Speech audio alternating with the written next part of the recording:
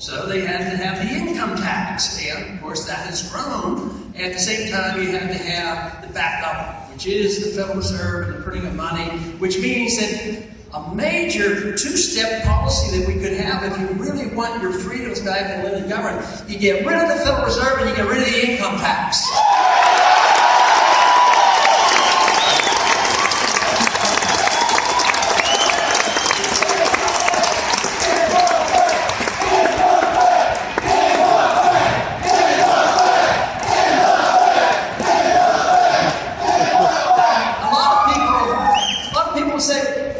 That's crazy talk. How could you live without the income tax? How are we going to pay for the government?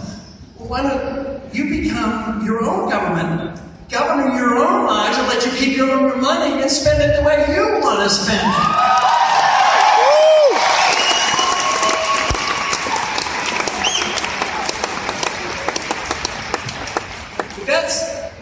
That's a good goal, is getting rid of the tax system. But tell you what, taxes and the IRS and all the abuse, that's a symptom. It's a symptom of a changed attitude of the American people and what the role of government ought to be. The founders had a precise role of what they thought the government should be. It was very limited. Read Article 1, Section 8. Very little authority for the Congress and the federal government to do the things that they've been doing. So what they have done, though, is they've changed their attitude. They've changed attitude about our responsibilities around the world.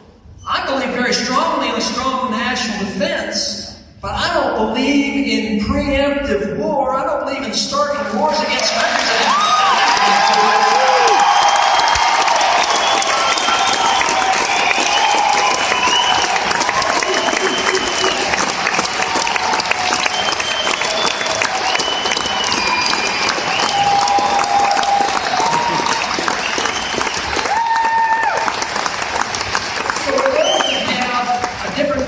system, a different tax system. We as a people have to decide whether or not we should be doing it. Now, one thing is, even when I go to crowds that are less sympathetic than this crowd, I'll say, even if you disagree with me about changing our foreign policy, I said, we'll win this argument because we're going broke. This is how the Soviet system collapsed. Guess what? The Soviets were so foolish, they got bogged down in Afghanistan. So I would say, let's get home from Afghanistan and bring our country home.